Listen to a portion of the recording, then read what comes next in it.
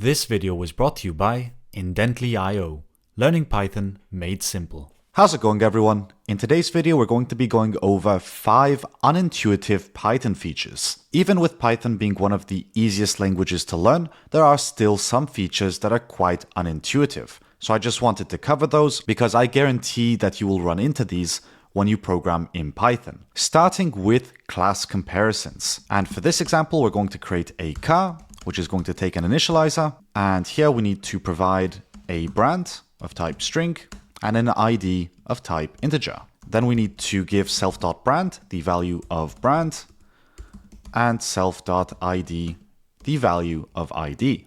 Next, I'm going to create 2 cars, one called Volvo, which will be of type car, and here we'll give it the brand name of Volvo with the ID of 0.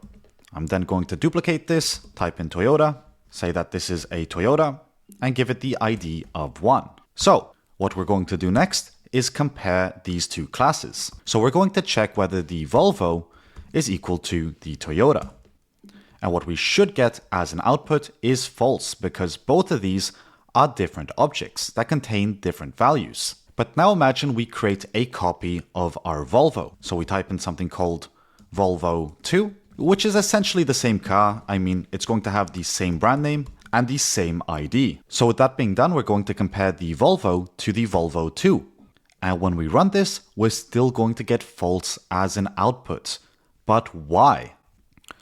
I mean, this car looks exactly the same as the previous car. They are both Volvos with the brand of Volvo, and they both have the ID set to 0.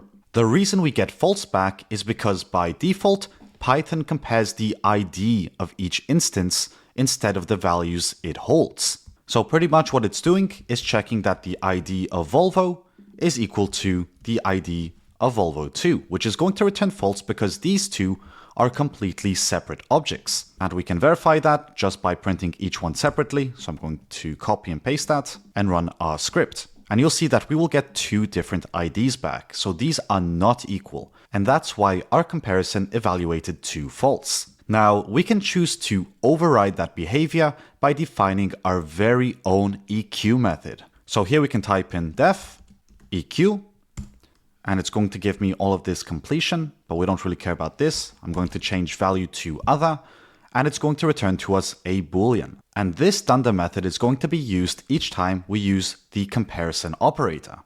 And what we're going to do inside here is return self.id is equal to other.id. Because in this make-believe world, I want every car that shares the same ID to be the exact same car. So if Volvo has an ID of 0, that means that Volvo 2 is the same car.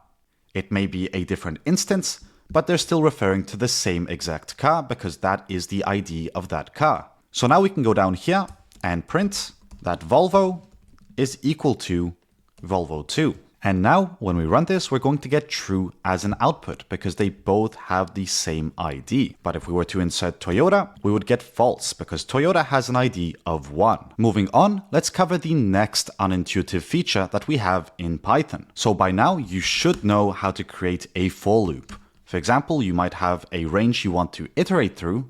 So we could type in for I in range 3 and then print I on each iteration. And when you run this, you will get 0, 1, and 2 because that's what the range holds. But something interesting about the for loop and the while loop is that we also have the option to define an else block. And for this to execute, the loop must complete all the iterations. So I pretty much like to refer to it as a completion block. If everything inside here executes successfully, this block will also execute. So here we can print that all iterations completed. And now if we were to run this, you'll see that once we've iterated through everything in range, we will get our completion block executed. And if anything goes wrong inside here, for example, if we break out of it, this block will not be executed because we did not complete all the iterations. And you're allowed to do things such as continue, and that won't affect the completion block because we went through every single iteration in range, even if we didn't print anything. What's important is that we managed to iterate through every single element in range. And this also works for while loops, although that might be a little bit less intuitive. So here we're going to type in I of type integer is equal to 3, and while I is more than or greater than 3, what am I doing? Greater than 0, we will print the f string of while followed by the current iteration. And right below that, we'll do I minus equals 1. So we will decrement that by 1 on each iteration. Otherwise, we will get an infinite loop. And right below this, we can define our else block. And we will print that the while loop condition is now false. So now when we run this, what you should notice is that it's going to count down from 3. And once this condition naturally evaluates to false, the else block gets executed. But once again, if there's anything that forces this loop to end prematurely, this else block will not be executed. So if we add a break, it's not going to execute the else block because this condition did not evaluate to false naturally.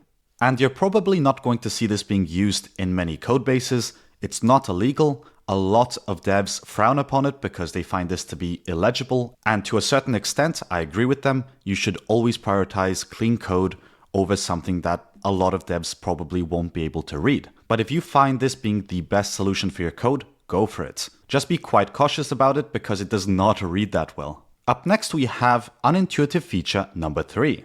And for this example, I'm going to create a variable called I, which will contain the value of 1000. Then I'm going to create a for loop, which iterates through the range of 3. And once again, we're going to print, not the property, but that the for loop is on this current iteration. And at the bottom, we're going to print I once again. Now let's run this and see what happens. What you're going to notice is that our for loop is going to run perfectly fine, although something a bit unexpected happened.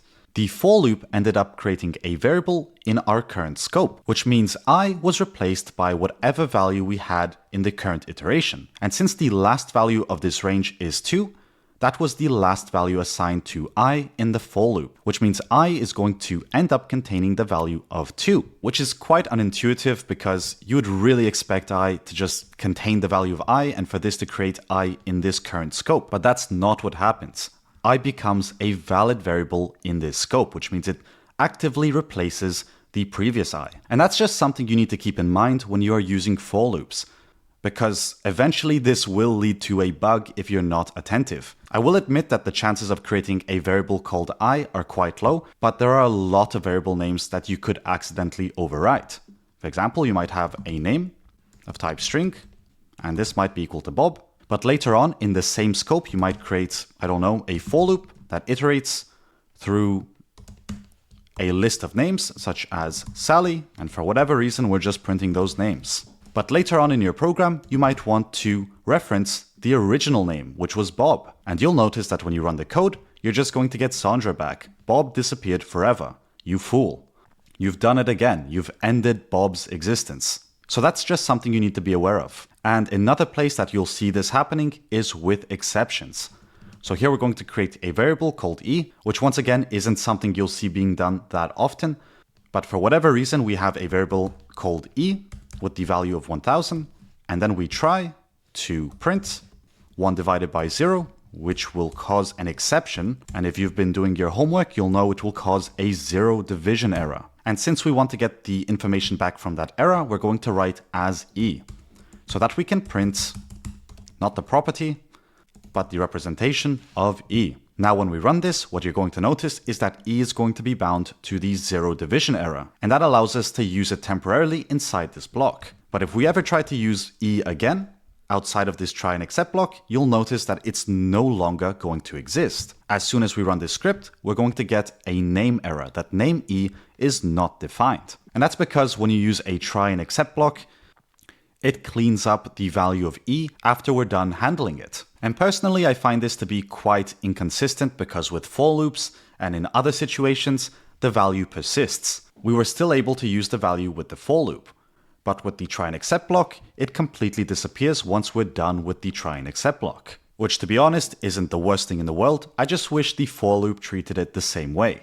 Moving on, we have what's probably the most intuitive, unintuitive feature of this video, and this has to do with list slice insertions. For example, we might have some numbers which will be a list of type int or string, and I'll explain why I made this a union type in just a second, but for now we want both of those types to be accepted. and we'll insert 0, 1, 2, 3, 4, 5, 6, 7, 8, and 9. So we have 10 numbers in there. Now by this point, you probably know that you can reference a number and replace its value by using the following syntax. We can replace the number or the integer at the index of 2 by referring to that index and then inserting a new number. So now, if we were to print this, what we should get as an output is 0, 1, 100, because that's the number we told Python to replace. But apparently we can also perform operations with slices.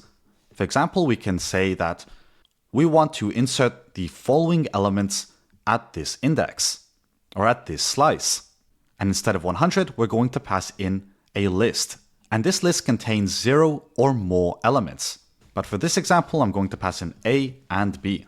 And when we run this, what we're going to end up with is 0, 1, A, B, 7, 8, and 9. So what we told Python to do here is to eliminate this section here and replace it with this list of elements.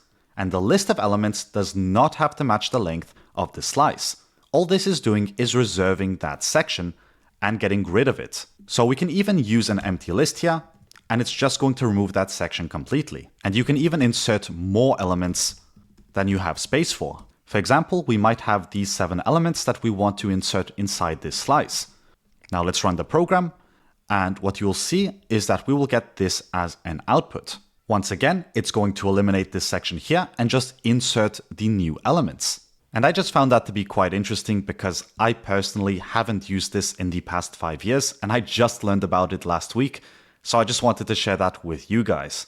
And finally, moving on to the final unintuitive feature of the day, mutable defaults. So for this example, we're going to create a function called addToList. And what we want to add is an item of type string to a target list, which will be a list of type string. And initially that's going to be an empty list, or that's going to be the default value that we will provide to it if we do not supply a list to this function. And this will give us back a list of type string. And all we're going to do inside here is type in target.append and insert that item and then return the target. So theoretically, if we pass in a list, it's going to append an item to the list that we supply. Otherwise, it's just going to use the default and give us back a list with one item instead. So next, let's test out this function. To get started, I'm going to create a list called L1, which will be a list of type string, and that's going to equal addToList Bob. So at this point, we didn't supply a list, we're just creating a new list from our function. Then we're going to add to our list the value of James, and here we can specify L1 as the target list. Now when we print L1, what we should notice is that we will get back a list of Bob and James. Now by this point, we're probably thinking that we created a function that does exactly what we wanted it to. And this is probably the scariest part in programming. We're getting back false positives that are not that easy to debug. Because what you're going to find out later is that when we create another list of type string, and we type in addToList and pass in Sandra, and then print L2, what you're going to notice is that we're going to get a new list with these 3 elements, even if we thought we created a completely new and independent list using our function. It still remembered the values from the previous function call. And that's not something you'll ever learn without experience, because as you can see, we're not getting any syntax highlighting, we're not getting any errors. This is just a Python feature you need to be aware of. Do not use mutable defaults when you are creating functions, because you will end up with these kinds of bugs, which are impossible to debug. Practically, when the Python script runs, it looks at this, it creates this as a variable in the current script, and then binds this list to target, which is practically the equivalent to creating target in the global scope. Now everything can access this, and every time we refer to it, it's always going to refer to the same target. And we do not want that. To make sure that our function functions nicely 100% of the time, we're going to have to change up the signature of target. So here we're going to type in target of type string or none is equal to none. So you want this to be an optional, which is initially set to none. Now inside here, we can type in if target is not none. then we can type in target, append, item, and return the target. Otherwise, we're just going to return a new list with the current item. And that's the step we have to take whenever we're working with mutable defaults. Now, if we were to rerun this script, you'll notice that the first time we use our add to list function, it will insert Bob, and then it will add James to L1. And then when we use it a second time, we will get a new list back with 1 element instead of 3. And that's all we wanted. But yeah, that's really all I wanted to go over in today's video. Do let me know in the comment section down below which features you find to be quite unintuitive in Python. I would love to hear about that in the comment section down below. But otherwise, as always, thanks for watching, and I'll see you in the next video.